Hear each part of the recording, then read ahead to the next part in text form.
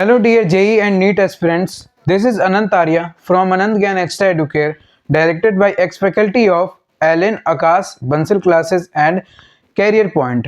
Today we are going to discuss the previous year questions of GOC that was asked in JMIN 2023. So let's begin with our first question. So our first question say it is a assertion reason, or we can say there are two statements given. The first statement is given as tropolone is an aromatic compound and has 8 pi electrons. Since you are seeing here that it is given this is a tropolone is a common name, so you must know the structure of the common name, that is tropolone.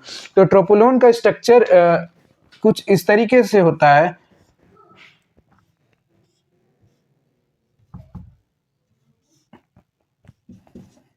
This is the structure of tropolone. So what it says, tropolone is an aromatic compound and has 8 pi electrons. So there are two parts. So 8 pi electron and aromatic compound. So you can see that there is 8 pi electrons as there are 4 pi bonds. 1, 2, 3, 4, 5, 6, 7, 8 pi electrons. So it is right. And again, and it is saying that this is an aromatic compound. So you know the rules of aromatic compound is that is Huckel rule. It says that the compound must be cyclic and it must have the delocalization of pi electrons. So you can see here, so delocalization of pi electron यहाँ पर तीन pi bond का हो रहा है, और यहाँ पर क्योंकि कैसे कहेंगे 3 पाई बॉन्ड का है,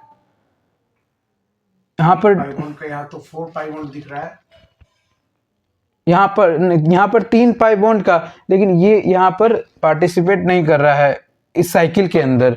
तो ये साइकिल के अंदर पार्टिसिपेट इसको कैसे, तो यहाँ पर जो यहाँ पे पाई बॉन्ड है, जब ये ऑक्सीजन पे यहाँ तभी हो सकता है पूरा साइकिल में तभी एरोमेटिक शो कर सकता है. ये डीलोकलाइजेशन ऑफ पाई इलेक्ट्रॉन तभी शो करेगा जब यहाँ पर एक पॉजिटिव आ जाए और यहाँ पे नेगेटिव आ जाए. तो ये क्या होगा, यहाँ पे जो पाई इलेक्ट्रॉन है ये ऑक्सीजन पे जाएगा. तो इसका स्ट्रक्चर अगर हम लोग देखें तो ये कुछ इस तरीके से बनेगा. सो नाउ यू कैन सी है यहाँ पे पॉजिटिव आ गया और यहाँ पर O माइनस. तो you can see there is total delocalisation हो रहा है पाई इलेक्ट्रॉन का. मतलब अब कंजुगेशन हाँ, नाउ अब यहाँ पर कंजुगेशन हो रहा है. So you know that for the aromatic compound it must follow Huckel rule, that is 4n plus 2 equals to total number of pi bond, that pi electrons 6. So it follows, so this is an aromatic compound. So this is the first statement is the correct statement. मतलब ये ट्रोपाइलियम ring की तरह ये बन गया ना, ये ट्रोपाइलियम ring की तरह बन गया. और ये इसका सिमिलर हम लोग देखें तो ट्रोपाइलियम केटाइन कुछ इस तरीके से होता है. ये रहा ट्रोपाइलियम केटाइन, ये होता है ट्रोपाइलियम केटाइन. तो ये भी यहाँ पे एक याद रखना है, ट्रोपाइलियम केटाइन इसको बोलते हैं हम लोग. ऐसा ही केटाइन वहां बनने के लिए C++O का पाई इलेक्ट्रॉन O की तरफ चला गया. हाँ, सो दैट कि वो एरोमेटिक हो जाए. हाँ, क्योंकि यहाँ पे ये एक ट्रोपाइलियम केटाइन भी है. यहाँ पर अगर देखें तो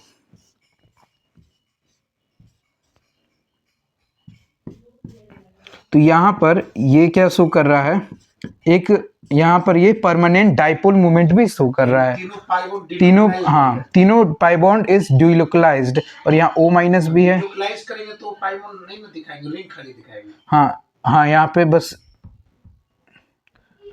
ठीक है, यहाँ बस रिंग दिखाएगा. तो ये क्या शो कर रहा है, परमानेंट डाइपोल मूवमेंट शो कर रहा है.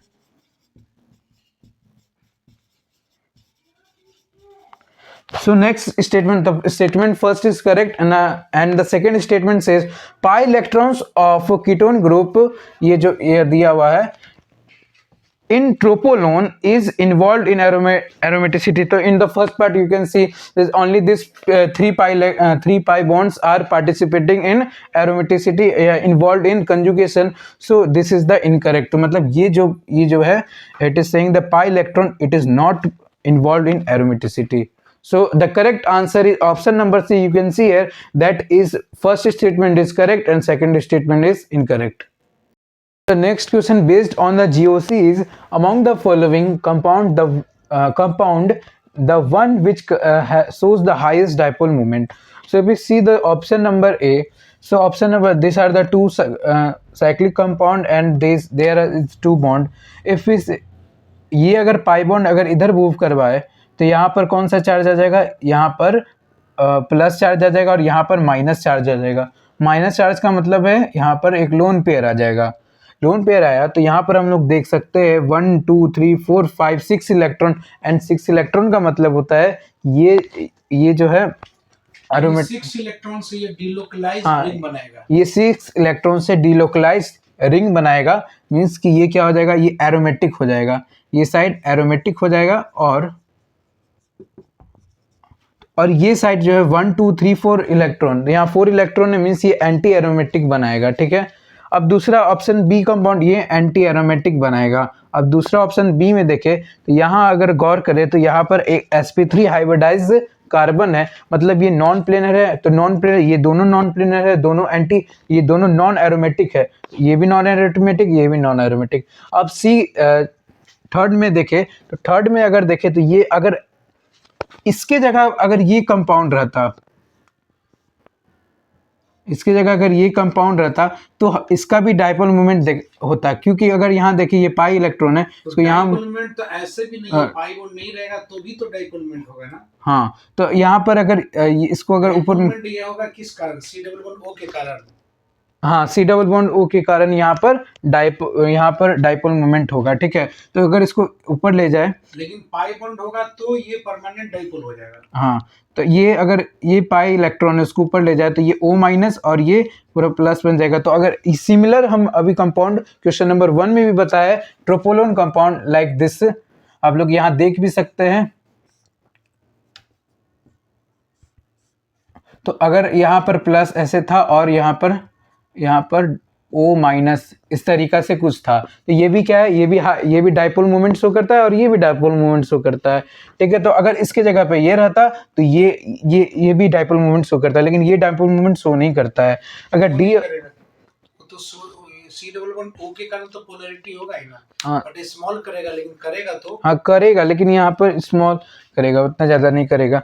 ऑप्शन डी देखे तो यहाँ पर डी देखे अगर ये इलेक्ट्रॉन इधर ले जाए तो यहाँ पर कौन सा चार्ज आ जाएगा, यहाँ पर प्लस चार्ज आएगा और यहाँ पर माइनस चार्ज आ जाएगा, मतलब 2 इलेक्ट्रॉन। तो 1 2 3 4 5 6, मतलब ये कौन सा कंपाउंड बन रहा है, ये एरोमेटिक कंपाउंड बन रहा है, साइक्लोपेंटाडाइनाइल हो जाएगा। हाँ, और ये बन जाएगा, ये बन जाएगा 1 2, हाँ, साइक्लोप्रोपेनाइल ये बन जाएगा, ये 2 इलेक्ट्रॉन के कारण ये बन जाएगा, ये भी एरोमेटिक बन जाएगा। ठीक है, तो यहाँ देख रहे दोनों एरोमेटिक बन जाएगा, लेकिन अगर सोचेंगे कि ये अगर इस पे लाते तो ये दोनों क्या बन जाता है, एंटी एरोमेटिक। लेकिन कंपाउंड ये एंटी एरोमेटिक क्यों रहना चाहेगा, ये चाहेगा एरोमेटिक, सिंस दैट्स वाई ये दो इलेक्ट्रॉन है तो इधर गया तो दोनों एरोमेटिक। हैंस अगर चारों ऑप्शन में देखे तो सबसे ज्यादा हाईएस्ट डाइपोल मूवमेंट हो रहा है ऑप्शन नंबर डी में, एरोमेटिक। अगर ये देखे अगर डीलोकलाइज, तो अगर हम लोग ये देखे तो ये कुछ इस तरीका से बनेगा, ये रहा, अगर इसका इस तरीका से कुछ बनेगा। The third question based on the nomenclature is, so if you see this question, so यहाँ पर सबसे पहले nomenclature का क्वेश्चन में हम लोग देखते हैं कि क्या कोई functional group carbon containing functional group है, यहाँ पर हाँ है, और ये यहाँ पर क्या सब्स्टिट्यूएंट जैसे दिया हुआ है, यहाँ पे ब्रांच में दिया हुआ है, लेकिन ये एक प्रिंसिपल फंक्शनल ग्रुप है, तो इसका काउंटिंग वहीं से स्टार्ट होगा। तो यहाँ COOH है तो इसका काउंटिंग की कार्बन कंटेनिंग फंक्शनल ग्रुप है तो वहीं से स्टार्ट होगा। तो 1, उसके बाद ये 2, उसके बाद 3 4 5 6, तो ये इसका हुआ, ये हम लोग काउंटिंग कर लिए। उसके बाद इसका नेमिंग करें तो यहाँ पे 2 पे मिथाइल आ रहा है, तो यहाँ पे 2 पे मिथाइल आएगा, तो 2 पे मिथाइल। और देखे 1 1 2 3 4 5 पे यहाँ पर क्या आ रहा है, ये एक प्रीफिक्स, ये कीटोन का प्रीफिक्स नेम होता है, या तो इसको कहे substituent name, that is oxo. तो यहाँ 5 पे क्या आ रहा है, ऑक्सो आ रहा है, तो ये 5 पे ऑक्सो आ रहा है। और आफ्टर देखें हम लोग यहाँ पर टोटल कितना कार्बन है, 1, यहाँ पे टोटल 6 कार्बन है, तो 6 कार्बन के लिए हम लोग क्या लिखते हैं, हेक्सेन, और यहाँ पे ओइक है तो हेक्सेनोइक, यहाँ पे फर्स्ट भी, तो इसको हम लोग लिखेंगे हेक्सेन 1 ओइक एसिड, ये हो जाएगा इसका नाम हो जाएगा, यानी 4th ऑप्शन इसका करेक्ट ऑप्शन। हाँ, तो मतलब आप लोग वहाँ देख सकते हैं, तो वहाँ यहाँ पे 4th option is the correct option. Next question says that question number 4, the descending order of the acidity of the following carboxylic acid. So अगर ऐसा क्वेश्चन आता है, सबसे पहले हम लोगों को देखना है सिमिलर क्या है. So if you see the similar, यहाँ पे COOH सब में सिमिलर है और यहाँ पे दो कार्बन सब में है. अगर यहाँ देखा जाए तो यहाँ पे कोई एक्स्ट्रा नहीं लगा हुआ. यहाँ पर देखिए कि यहाँ पे 3 फ्लोरीन लगा हुआ है. 3 फ्लोरीन ये एक additive effect that is inductive effect show करेगा, वो भी 3 फ्लोरीन का. तो यहाँ पे ज़्यादा इंडक्टिव इफेक्ट होगा. तो सबसे ज़्यादा यहाँ पे इसका, अगर बाकी सबसे कभी देखे तो इसका सबसे ज़्यादा एसिडिटी होगा. तो यहाँ पर चारों ऑप्शन में से देखे तो ऑप्शन नंबर बी बी सबसे ज़्यादा होगा. तो यहाँ देखिए ए और सी में बी है, तो हम लोग बी और डी को रिजेक्ट कर सकते हैं. अब ए और सी में अब देखें तो सबसे ज़्यादा ये हो गया. उसके बाद हम लोग देखें क्लोरीन है, फ्लोरीन है और ब्रोमीन है. तो हम लोग जानते हैं माइनस आई इफेक्ट का जो ऑर्डर होता है उसमें फ्लोरीन का सबसे ज़्यादा माइनस आई इफेक्ट होता है, और फ्लोरीन उसके बाद क्लोरीन उसके बाद ब्लोरीन. जो ऑप्शन दिए हुए हैं उसमें फ्लोरीन सबसे हाँ, तो फ्लोरीन सबसे ज़्यादा, मतलब F3COOH के बाद क्या आएगा, FCH2 आएगा. तो मेरा डी, तो यहाँ पर सी ऑप्शन देख रहे हैं कि B is greater than D. तो यहाँ पे B के बाद D आ रहा है, तो हम लोग कह सकते हैं कि option number C is the right answer. यहाँ पे फ्लोरीन क्लोरीन ब्रोमीन, तो फ्लोरीन का माइनस आई इफेक्ट ज्यादा, उसके बाद क्लोरीन का, उसके बाद ब्रोमीन का, और सबसे कम मतलब सबसे ज्यादा बेसिसिटी, सबसे एसिडिटी सबसे कम ऑप्शन ए का. तो दैट्स व्हाई यहाँ ऑप्शन ए सबसे कम है उसका एसिडिटी. और जीओसी का एक कॉन्सेप्ट है कि अगर greater the stability of conjugate base more will be the acidic nature. इसका मतलब है कि 3 फ्लोरीन वाले का कंजुगेट बेस जो बनेगा वो सबसे ज्यादा स्टेबलाइज होगा. हाँ है? हाँ, ये भी, इसको भी, ये बात भी सही है. तो इसको भी हम लोग कंक्लूड कर सकते हैं इस क्वेश्चन में. मतलब जिसमें जितना माइनस आई इफेक्ट ज्यादा होगा उसकी कंजुगेट बेस उतनी ज्यादा स्टेबल होगा, और मोर स्टेबल कंजुगेट बेस का मतलब उसका एसिडिक नेचर उतनी ज्यादा होगा. Now coming to the next question, so this is the question number 5. This question says that the decreasing order of hydride affinity for the following carbocations are given. So as in case of acidity में हम लोग क्या करते थे, वहाँ से H+ हटाते थे और कॉन्जुगेट बेस का स्टेबिलिटी देखते थे. सिमिलरली यहाँ पे हाइड्राइड एफिनिटी मतलब H- की चाहत या H- की चाहत होता है. तो जितना ये जो कार्बोकेटाइन का अगर जितना लेस स्टेबल होगा उतना ज़्यादा हाइड्राइड एफिनिटी होगा. कार्बोकेटाइन का लेस स्टेबिलिटी होगा उतना ज़्यादा हाइड्राइड एफिनिटी होगा. यानी हम लोगों को इस तरह के क्वेश्चन के लिए सबसे पहले स्टेबिलिटी ऑफ कार्बोकेटाइन चेक करना होगा. तो सबसे पहले हम लोग यहाँ पर ये जो हमारे पास 4 ये कार्बोकेटाइन, सबसे पहले हम लोग इसका स्टेबिलिटी देखते हैं. तो हम लोग अगर ऑर्डर ऑफ स्टेबिलिटी लिखे, तो order of stability of this carbocation लिखे, तो यहाँ पर देखते हैं. सबसे पहले हम लोग क्या चेक करते हैं, एरोमेटिक कंपाउंड देखते हैं कि एरोमेटिक है कि नहीं. तो यहाँ पे कोई एरोमेटिक तो नहीं है. उसके बाद हम लोग चेक करते हैं क्या उसमें रेजोनेंस हो रहा है कि नहीं. रेजोनेंस के बाद हम लोग हाइपर कॉन्जुगेशन चेक करते हैं. उसके बाद माइनस आई या प्लस आई इफेक्ट चेक करने के लिए साइक्लिक केटाइन चेक करते हैं ना. हाँ, साइक्लिक केटाइन. तो यहाँ पर साइक्लिक केटाइन नहीं है, तो यहाँ पर हम लोग रेजोनेंस देखते हैं. यहाँ पर हम लोग पहला में देख रहे हैं, यहाँ कॉन्जुगेशन बन रहा है प्लस सिग्मा पाई का कॉन्जुगेशन बन रहा है. और यहाँ पर देखिए, और यहाँ पर ये C6H5 को हम लोग, ये फिनाइल ग्रुप है तो इसको हम लोग C6H, इस स्ट्रक्चर को हम लोग ऐसे भी लिख सकते हैं.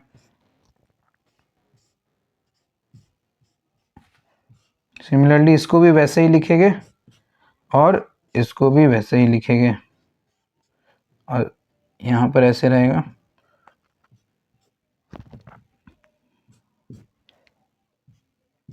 हाँ, तो यहाँ पर देख रहे हैं, यहाँ पर क्या हो रहा है, यहाँ पर भी रेजोनेंस हो रहा है. कैसे हो रहा है, यहाँ प्लस सिग्मा और पाई, तो यहाँ पर भी रेजोनेंस हो रहा है. तो हम लोगों ने देखा यहाँ पर भी रेजोनेंस, यहाँ पर एक का नहीं, यहाँ तीनों का रेजोनेंस हो रहा है. इसका भी रेजोनेंस, इसका भी रेजोनेंस और इसका भी रेजोनेंस हो रहा है. तीनों रिंग कंजुगेशन में है पॉजिटिव. हाँ, तीनों रिंग कंजुगेशन में ये पॉजिटिव चार्ज के साथ. तो यहाँ पर क्या क्या हो रहा है, रेजोनेंस हो रहा है. यहाँ पर भी रेजोनेंस हो रहा है, यहाँ पर तीनों रिंग के साथ कंजुगेशन हो रहा है. अब यहाँ सी में देखें तो सी में हम लोग देख रहे हैं, यहाँ पर बस हाइपर कॉन्जुगेशन हो रहा है, जो कि यहाँ पे अल्फा हाइड्रोजन देखें, यहाँ पर टोटल 9 अल्फा हाइड्रोजन है. यहाँ रेजोनेंस कुछ नहीं हो रहा है, बस हाइपर कॉन्जुगेशन हो रहा है. डी देखें तो ये स्पेशल केस पे आता है, दैट इज डांसिंग रेजोनेंस. ये डांसिंग रेजोनेंस का सबसे ज़्यादा स्टेबिलिटी होता है. अगर इसको दिखाएं हम लोग, तो एक अगर ये बॉन्ड तोड़े और यहाँ पर जाएगा तो ये जो इस प्लस और ये जब यहाँ जाएगा तो इसको न्यूट्रलाइज कर देगा, तो यहाँ पर डबल बॉन्ड, और जब ये बॉन्ड यहाँ पर गया तो यहाँ पर पॉजिटिव चार्ज आ जाएगा। तो ये कुछ इस तरीके से बनेगा, ये सी है और ये, तो यहाँ पर क्या आ जाएगा, प्लस आ जाएगा। सिमिलरली यहाँ नीचे से भी वैसे ही होगा और नीचे से भी वैसे होगा, और ये तीनों में होगा। तो ये तीनों में होगा तो सबसे ज़्यादा इसका हाई या तो सबसे ज़्यादा इसका स्टेबिलिटी सबसे ज़्यादा होगा। तो ऑर्डर ऑफ स्टेबिलिटी देखे तो यहाँ पर अगर ऑर्डर ऑफ स्टेबिलिटी देखें हम लोग, तो डी का सबसे ज़्यादा स्टेबिलिटी है, सबसे ज़्यादा डी का स्टेबिलिटी। उसके बाद स्टेबिलिटी में बी का आएगा सबसे ज़्यादा बी, उसके बाद क्या आएगा, ए आएगा, और ए आएगा, उसके बाद क्या आएगा, पी आएगा, सॉरी हाँ सी आएगा, जिसमें यहाँ पर बस हाइपर कॉन्जुगेशन हो रहा है। तो ये हुआ ऑर्डर ऑफ स्टेबिलिटी। और इसी का उल्टा करेंगे तो यहाँ पर आ जाएगा, यहाँ पर हाइड्राइड एफिनिटी का क्या आ जाएगा, ऑर्डर आ जाएगा। तो हाइड्राइड एफिनिटी का ऑर्डर दिखे तो इसका ऑर्डर क्या आ जाएगा, तो डी सबसे क्या होगा, कम में होगा। तो यहाँ पे दो ऑप्शन बी और सी में डी सबसे कम और सी सबसे ज़्यादा, तो ये यहाँ पर B is the correct option. So coming to the next question, this question says that resonance in carbonate ion CO3 2 minus question में दिखा दिया गया है कि इसका इस तरीके से रेजोनेंस होता है और चार ऑप्शन दिया है and it asks that which of the four option is correct. इसमें से चारों में से कोई एक करेक्ट है वो बताना है। So coming to the first option, it is possible to identify each structure individually by some physical और केमिकल मेथड। तो ये गलत ऑप्शन है, क्योंकि ये जो रेजोनेंस है this is an hypothetical concept है। ये क्या है, हाइपोथेटिकल कंसेप्ट है, हाइपोथेटिकल कंसेप्ट है। और क्योंकि ये हाइपोथेटिकल कंसेप्ट है, the interconversion of the canonical structure यहाँ पे नहीं हो सकता है। ठीक है, अब coming to the next option, all this structure are in dynamic equilibrium with each other, so it is also incorrect. यहाँ पे कोई डायनेमिक इक्विलिब्रियम नहीं होता है। अगर डायनेमिक इक्विलिब्रियम का बात किया जाए, it occurs in the tautomerism में हम लोग बात करते हैं। So this is also incorrect. मतलब यहाँ इंटर कन्वर्जन नहीं हो सकता हाँ, है, यहाँ पर इंटर कन्वर्जन नहीं हो सकता है। ठीक है, now see each structure exist for equal amount of time, ये भी गलत है। यहाँ पर ऐसा, ये हाइपोथेटिकल कंसेप्ट है, यहाँ पर ये ऐसा कुछ नहीं होता है। नाउ कमिंग टू, क्योंकि ये तीनों ऑप्शन गलत है तो D is the correct option. ये it says that CO3 2 minus has a single structure that is resonance hybrid of the above three structure, as the resonance hybrid is the real structure that is the average of all these three canonical structure. If we want to show, if इसका कैसे दिखाएंगे? हाँ, to show the resonance hybrid we can show like this. See, क्योंकि यहाँ पर एक pi bond को 3 part में डिवाइड करना है तो 1/3 लेकिन नहीं हो सकता है, इसलिए हम लोग पार्शियल पाई बॉन्ड ऐसे करके लगाते हैं। दैट इज यहाँ पर ओ आ जाता है, यहाँ पर ओ, यहाँ पर ओ। तो अगर इसका, और यहाँ पर चार्ज कितना होता है, CO3 2, यहाँ पर 2 माइनस, अगर सब में बांटना है तो यहाँ पर -2/3 आता है, यहाँ -2/3 एडिशनल के लिए यहाँ पर बॉन्ड ऑर्डर इसका CO3 2 माइनस का बॉन्ड ऑर्डर क्या होता है, the bond order of CO3 2 minus is equals to, ये इसका जो बॉन्ड ऑर्डर होता है ये 4/3 दैट इज इक्वल्स टू 1.33 होता है एडिशनल के लिए बॉन्ड ऑर्डर। और एक बार क्वेश्चन, मतलब जहाँ भी C और O बॉन्ड है, एक तो बॉन्ड है ही उसके पास, डॉटेड लाइन जो दिखा है वो 0.33 हो गया। हाँ, वो 0.33 उसका एडिशनल हो गया, इसलिए 1.33 बॉन्ड ऑर्डर हो गया उसका। हाँ, अब एक्स्ट्रा में और बताते हैं, जैसे 2004 के पहले IIT में पूछा गया है CO, CO2 और CO3 2 माइनस में बॉन्ड लेंथ पूछा है, तो as the bond length is inversely proportional to the bond order. तो क्योंकि यहाँ पर जैसे हम लोग जानते हैं CO2 का जो बॉन्ड ऑर्डर होता है वो 2 होता है, CO3 2 माइनस का बॉन्ड ऑर्डर होता है 1.33 और CO का बॉन्ड ऑर्डर होता है 3। तो इसमें अगर बॉन्ड ऑर्डर हम लोग को पता है तो हम लोग इसका बॉन्ड लेंथ निकाल सकते हैं। बॉन्ड ऑर्डर का जस्ट रिवर्स हो जाएगा बॉन्ड लेंथ। हाँ, यानी CO बॉन्ड लेंथ उसी में, तो यहाँ पर, हाँ, तो अगर यहाँ पर अगर पूछा जाता है what is the bond length, मतलब अगर सबसे बड़ा ऑर्डर, किसका होगा, सबसे बड़ा बॉन्ड लेंथ किसका होगा, CO3 2 माइनस है, क्योंकि इसका बॉन्ड लेंथ सबसे बड़ा CO3 2 माइनस का होगा, और उसके बाद होगा उसके बाद CO2 का होगा, और उसके बाद CO का सबसे कम होगा क्योंकि इसका बॉन्ड ऑर्डर सबसे ज्यादा है। यानी 3 बॉन्ड ऑर्डर है तो सबसे ज्यादा है इसका। Coming to the next question, question number 7. This question is based on the assertion reason based. ठीक. So the A says that benzene is more stable than the hypothetical cyclohexatriene. So this is the correct statement. Assertion is correct. If we draw the structure of benzene, then it is like. So this is the structure of benzene, and the hypothetical cyclohexatriene. The structure of cyclohexatriene is. So this is the structure of cyclohexatriene. So यहाँ पर आप लोग देख सकते हैं ये cyclohexatriene का structure है, ठीक है। तो ये है, अब हम लोग इसको ऐसे भी लिख सकते हैं, इसका जो कैनोनिकल स्ट्रक्चर 2 बनता है, इसका कैनोनिकल स्ट्रक्चर हम लोग ऐसे भी इसको बना सकते हैं, ठीक है। तो ये इसका 2 स्ट्रक्चर बनता है, और इसका जो रेजोनेंस हाइब्रिड स्ट्रक्चर बनता है वो ये बनता है, और ये जो है दिस इज द स्टेबल, ये रेजोनेंस हाइब्रिड क्या है, स्टेबल है। ये दोनों कैनोनिकल स्ट्रक्चर से दो assertion is correct.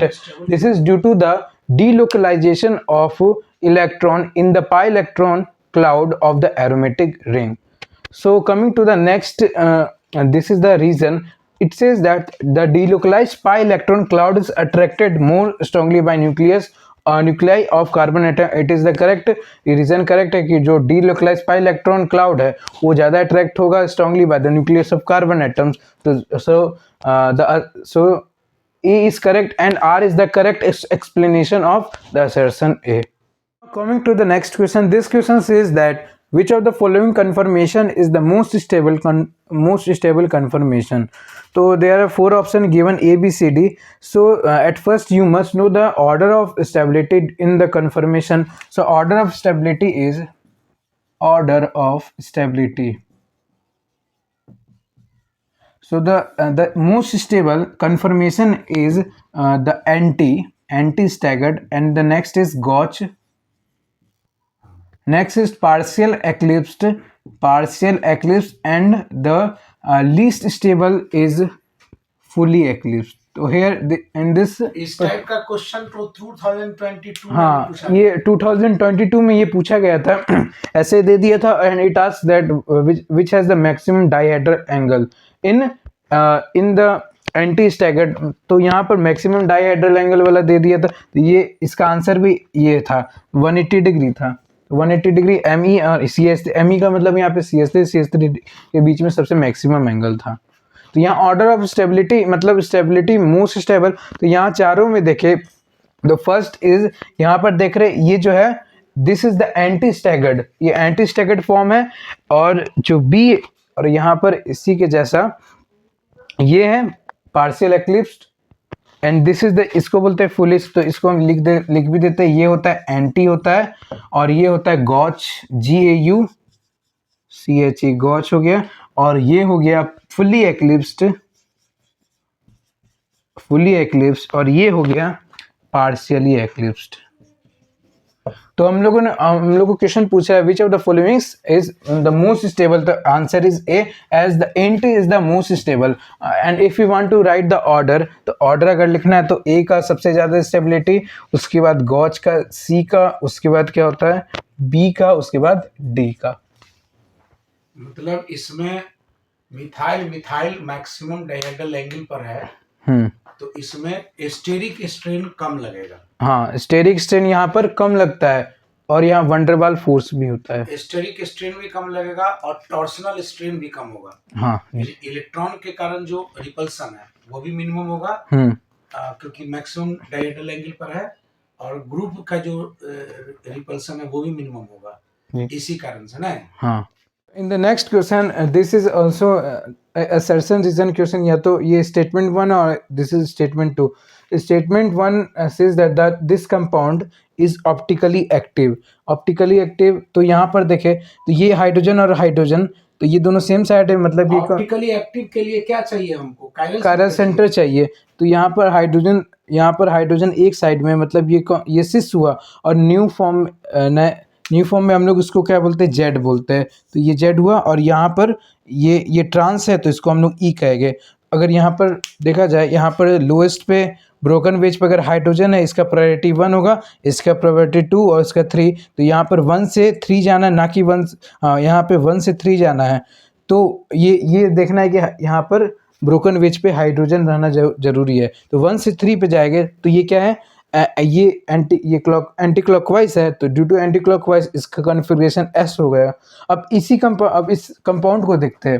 तो यहाँ पर इस कंपाउंड में ये क्या है, ये हो जाएगा ई फॉर्म हो जाएगा, और ये क्या हो जाएगा, जेड फॉर्म हो जाएगा। यहाँ पर ई और जेड फॉर्म होगा। और प्रायोरिटी देखें तो यहाँ पर पहला प्रायोरिटी NO2 को मिलेगा, उसके बाद सेकंड प्रायोरिटी ये यहाँ पर, और थर्ड प्रायोरिटी तो यहाँ पर 1 से 3 तक जाएगा।